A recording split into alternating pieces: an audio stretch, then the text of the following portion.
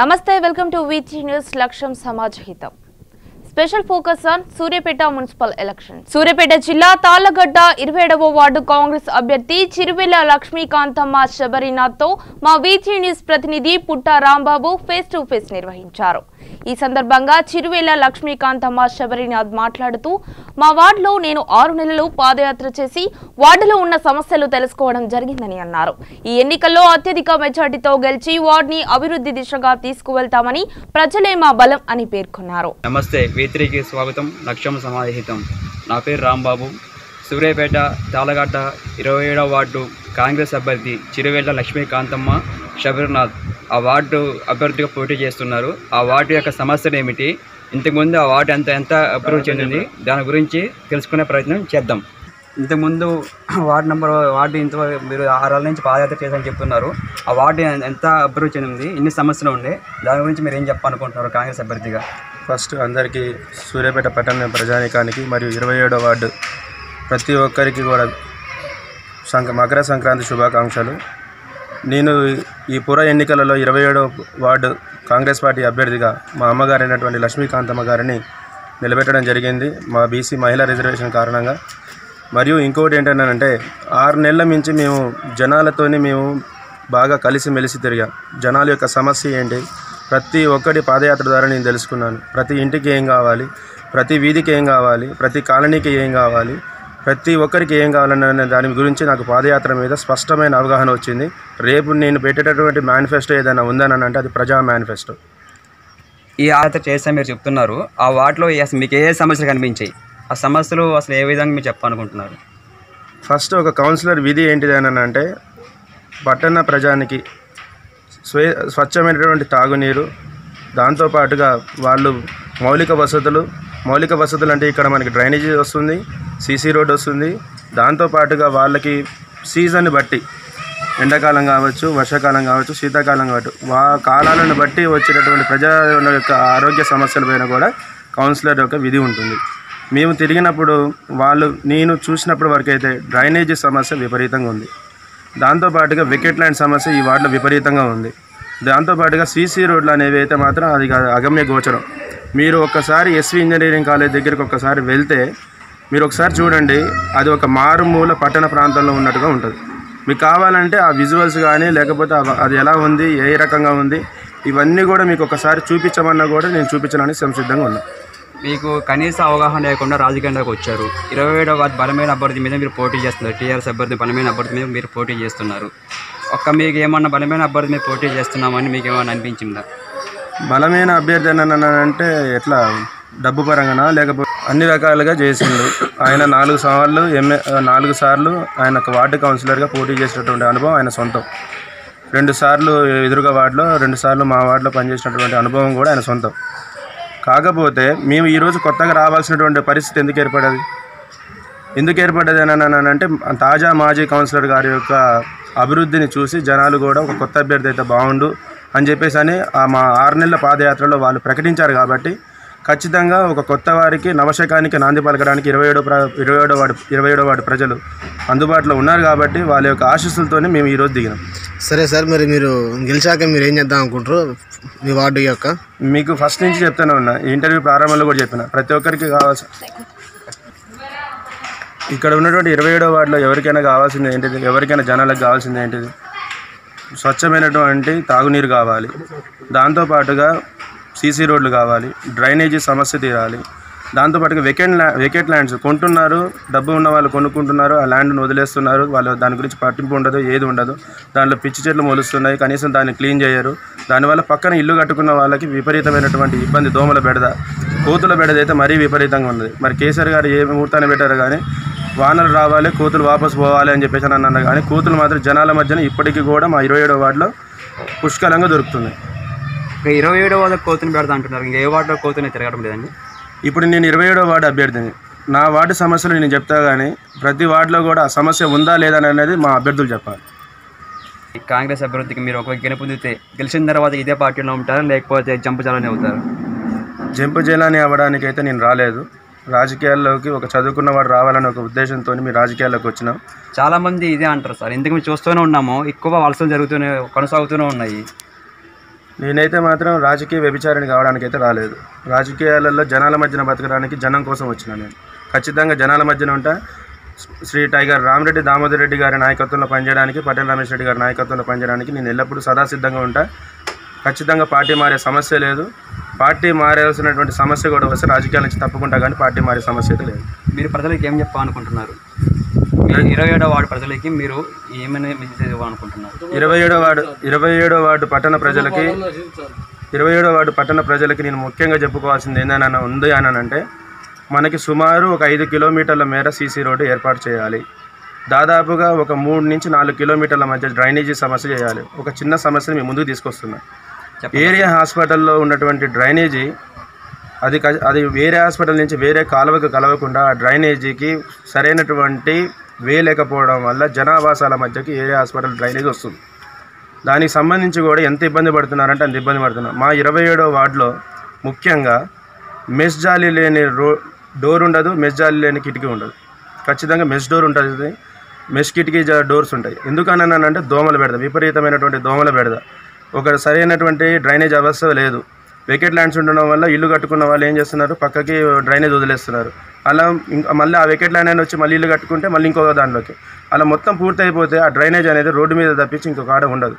సరే రోడ్డు అన్నా సరిగా ఉందా అని అంటే అది లేదు. సుమారు 5 నుంచి 6 కిలోమీటర్లు ఖచ్చితంగా సీసీ రోడ్ వేయాల్సినటువంటి అవకాశం ఉంది. మీరు కావాలంటే చూడండి. ఎందుకంటే కొన్ని సందర్భాలలో మనకి సీసీ రోడ్ మీరు అంటారు, కొంతమంది క్వశ్చన్ కూడా చేస్తారు, కాంగ్రెస్ పార్టీలో ఉన్నారు, మరి మీకు ప్రభుత్వం నుంచి సహాయం అందుతుందా అందదా, మరి వాళ్ళే ఎమ్మెల్యేలు ఉన్నారు, వాళ్ళే ప్రభుత్వం ఉంది, మరి మీరు చేయగలుగుతారా అనే క్వశ్చన్ కూడా మీ దగ్గర నుంచి రావచ్చు. మాకు ఎందుకు చేయలేము మేము? ఇప్పుడు మా పట్టణ అధ్యక్షులు వాళ్ళు ఉన్నారు, అంజద్ అలీ గారు. మీరు ఒక్కసారి ఆయన వార్డు విజిట్ చేసి రండి. ప్రతి రోడ్డు కూడా సీసీ రోడ్డు ఉంటుంది, ప్రతి దానికి డ్రైనేజ్ ఉంటుంది. ఏదైనా డ్రైనేజీ సమస్య వస్తే మా పట్టణ అధ్యక్షులు వారు కానీ వారి మిస్సెస్ కానీ వారి స్వహస్తాలతో డ్రైనేజ్ తీసినటువంటి చరిత్ర మా కాంగ్రెస్ పార్టీలో ఉన్నటువంటి పట్టణ అధ్యక్షులు వాళ్ళు. సేమ్ వాళ్ళే మాకు మార్గదర్శకులు. రేపటి రోజున ఏది పని జరగకపోయినా స్వతహాగా మా చేతులతో పనిచేయడానికి మేము సంసిద్ధంగా ఉన్నాం. ఇంకా సీసీ రోడ్లు కావాలి, లేకపోతే డ్రైనేజీ సమస్య ఉంది, ఇంకేదైనా కావాలి అని అన్నప్పుడు స్వచ్ఛంద సంస్థలు మనతో కలిసి పనిచేయడానికి సంసిద్ధంగా ఎప్పుడూ ఉంటారు. మన వార్డులో ఏమేమి కావాలి, ఏం చేయాలి అనేది స్పష్టమైనటువంటి ప్రణాళికతోనే మన స్వచ్ఛంద సంస్థలను కానీ, లేకపోతే ఎమ్మెల్సీలను కానీ, ఎమ్మెల్యేలను కానీ, ఎంపీలను కానీ వీళ్ళందరినీ కూడా మనం కలిసినట్లయితే ఖచ్చితంగా మనకి కావాల్సినటువంటి రోడ్లు, డ్రైనేజీ ఇవన్నీ వస్తాయి. చదువుకున్న వాడిగా వార్డు ఇన్ఛార్జ్ ఉండడానికి నేను సంసిద్ధంగా ఉన్నాను. మీరు ప్రజలకు మమ్మల్ని ఆశీర్వదించడానికి సంసిద్ధంగా అవ్వండి. ఈ వార్డు ఒక సమస్యని ప్రజలందరూ తెలుసుకొని జరిగింది. ఒకవేళ మీరు గెలిస్తే ఇంకా ఏం చేద్దాం అనుకుంటున్నారు ప్రజలకి? 27వ వార్డు ప్రజలకి మేము సదా రుణపడి ఉండాలనుకుంటున్నాము. దాంతోపాటుగా ఏంటంటే ప్రతి వీధికి మేము ఒక పని చేయదలుచుకున్నాం. బండల బజార్ ఉంది, వాళ్ళకి ఇరుకు సందులలో వాళ్ళు నరకప్రాయంగా వాళ్ళ బతుకు జీవనాన్ని వెళ్ళదీస్తున్నారు. కనీసం వాళ్ళకి ఆటో రానటువంటి వసతి ఉన్నటువంటి రోడ్లు ఉన్నాయి, వాటిని ఖచ్చితంగా వెడల్పు చేయబోతాం ఖచ్చితంగా రేపు మేము గెలిచిన తర్వాత. ఇంకొకటి ఏంటంటే కిరాణా ఫ్యాన్సీ దగ్గర నుంచి మన ఈ గురుకుల పాఠశాల వెనకాల ఉన్నటువంటి రోడ్డు మేము ఖచ్చితంగా సీసీ రోడ్ చేయబోతున్నాం. మేము గెలుస్తాము, ఖచ్చితంగా చేస్తాము కూడా. దాంతోపాటుగా ప్రియాంక కాలనీలో అప్రస్తుతంగా ఉన్నటువంటి అయ్యప్ప ఎస్టేట్ ఏదైతే ఉందో అక్కడ కేవలం మధ్యతరగతి వాళ్ళు మాత్రమే 200 గజాలు 100 గజాల స్థలాలు కొనుక్కొని ఇల్లు కట్టుకున్నానని అని చెప్పేసి అని బ్యాంకుల్లో చుట్టూ తిరిగితే వాళ్ళకి వచ్చినటువంటి చుక్కెదురు ఏంటంటే ఇవి మొత్తం ఇల్లీగల్ ల్యాండ్స్, ఇవన్నీ కోర్టులో ఉన్నాయని చెప్పేసి అని వాళ్ళని విపరీతమైనటువంటి ఇబ్బంది పెట్టడం వల్ల వాళ్ళు ఆర్థికంగా చితికిపోయి వాళ్ళు రెంటిళ్లలో ఉండాల్సి వస్తున్నటువంటి పరిస్థితి. వాళ్ళ గురించి ఖచ్చితంగా ప్రముఖంగా పోరాడదలుచుకున్నాం. ఎందుకంటే గౌరవనీయులైనటువంటి మంత్రి జగదీష్ రెడ్డి గారు ఏం చెప్పారని అంటే ఒక విజిట్కి వచ్చినప్పుడు మీరు ఇల్లు కట్టుకోండి, ఎవరి నుంచి మీకు ఇబ్బంది ఉండదు, మీరు ఇల్లు కట్టుకోండి అని చెప్పారు. కానీ అటువంటి వాస్తవ పరిస్థితి అనేది అయ్యప్ప ఎస్టేట్లో ఈరోజు లేదు. అది కూడా ఖచ్చితంగా ఆ సమస్యను పరిష్కరించబోతున్నాం. తర్వాత ఇంకొకటి ఏంటంటే ప్రియాంక కాలనీలో నుంచి 100 ఫీట్ల రోడ్డుకు వెళ్ళేటటువంటి మార్గాన్ని కూడా సీసీ రోడ్ వేయబోతున్నాం. ముత్యాలమ్మ గుడికి ఇంతవరకు కూడా ఎంతో ప్రసిద్ధి చెందినటువంటి ఇంద్రవెల్లి ముత్యాలమ్మ టెంపుల్ కూడా మనకు ఉంది, కానీ అది అంత ఘనంగా మనకి అభివృద్ధి చెందలేదు. దానికి కూడా ఖచ్చితంగా పాలకవర్గాన్ని మార్చి ఖచ్చితంగా దానికి రాజగోపురాన్ని ఏర్పాటు చేసి దాంతోపాటుగా అమ్మవారికి 2 వీధులు ఉంటాయి అన్నమాట. ఆ 2 వీధులలో యాక్చువల్గా తూర్పు వైపు నడవాల్సినటువంటి భక్తులందరూ కూడా పడమర వైపు నుంచి నడవాల్సినటువంటి పరిస్థితి వస్తుంది. వాటి ఖచ్చితంగా వారి రెండింటికి కూడా తోరణాలు కట్టించేటటువంటి కార్యక్రమం చేయబోతున్నాం. వారి ఖచ్చితంగా చిరువెల్ల అండ్ బ్రదర్స్ అనేటటువంటి వాళ్ళతోనే మేము కట్టిస్తాము. ఖచ్చితంగా మా పేరుతోనే కూడా ఆ తోరణాలు కూడా ఏర్పడబోతున్నాయి. ఇంకోటి ఏంటంటే మనకి ఖచ్చితంగా ఇంకోటి వెంకటేశ్వర కాలనీ ఉంది. ఆ వెంకటేశ్వర కాలనీకి కమాన్ కానీ ఏరియా హాస్పిటల్ దగ్గర ఉన్నటువంటి 2 మాత్రమే ఇప్పుడు రోడ్లు అయిపోయినాయి. అది కూడా కొంతమంది రికమెండేషన్స్ వల్ల 2వ రోడ్డు మొన్న 1 నెల క్రితం అది కంప్లీట్ అయిపోయింది. మూడో రోడ్డు ఉంది, 4వ రోడ్డు ఉంది. అది కంపల్సరీ చేసేటటువంటి బాధ్యత మా కాంగ్రెస్ పార్టీది, మా అభ్యర్థిది. ఇంకొకటి మనకు కావాల్సిన ఆర్కే గార్డెన్లో కూడా, ఆర్కే గార్డెన్లోకి వస్తే ఎంత దారుణంగా ఉందని అంటే పరిస్థితి, వాళ్ళు ఇచ్చినటువంటి మ్యాప్ ప్రకారం ఒక రోడ్ అనేది ఎస్వి ఇంజనీరింగ్ కాలేజీకి కలవాలి. అది కలవకుండా దాన్ని త్రివేణి ఫంక్షన్ హాల్కి గోడకి ఆనిచ్చేసేసి అక్కడ రోడ్డు లేకుండా చేసేసి అక్కడ పార్కు కూడా ఏర్పాటు చేయాలి. అమృత్ పథకం కింద కేంద్ర ప్రభుత్వం ఇచ్చినటువంటి పార్కును కూడా వీళ్ళ స్వలాభం కోసం కేవలం గోడలు కట్టి దాన్ని ఒక పార్కు లాగా చిత్రీకరించి డబ్బులు డ్రా చేసుకొని అక్కడ పార్కు లేకుండా చేశారు.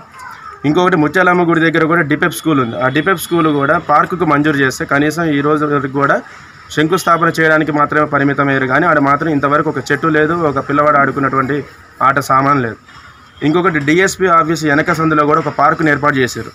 ఆ పార్క్ యొక్క దుస్థితి ఏందని అంటే చెప్పుకోలేదు కాబట్టి మనం అర్థం చేసుకోవాలి, ప్రకృతిని మనం అర్థం చేసుకోవాలి. అక్కడ కనీసం కూడా అక్కడ ఆడుకోవడానికి వసతులు లేవు. కనీసం అక్కడ ఏదైనా పార్కుకి వచ్చారు, పార్కు వచ్చిన వాళ్ళకి బహిర్భూమికి వెళ్ళడానికి కానీ ఏదైనా కూడా వారికి ఏర్పాటు చేయాలి. పార్క్ ఏర్పాటు చేసినప్పుడు అటువంటి ఏర్పాటు జరగలేదు. దాంతోపాటుగా ఎస్వి ఇంజనీరింగ్ కాలేజ్ దగ్గర మొత్తం కూడా సీసీ రోడ్లు చేయలేదు. అక్కడ మొత్తం కూడా బిల్డర్ కల్చర్ ఉంది కాబట్టి అక్కడంతా కూడా సీసీ రోడ్లు వేయాల్సినటువంటి బాధ్యత కంపల్సరీ మా యొక్క అభ్యర్థి పైన. మేము గెలిచిన తర్వాత ఇవన్నీ చేయబోతున్నాము, ఖచ్చితంగా చేసి తీరుతాము. మాకు గెలుపు అనేది ఖచ్చితంగా మేము గెలుస్తాము, భారీ మెజార్టీతో గెలవబోతున్నాం కూడా. 27వ వార్డులో ఇంకా ప్రధానమైనటువంటి సమస్య ఏంటని అంటే గూడు లేనటువంటి పేదలు చాలామంది ఉన్నారు.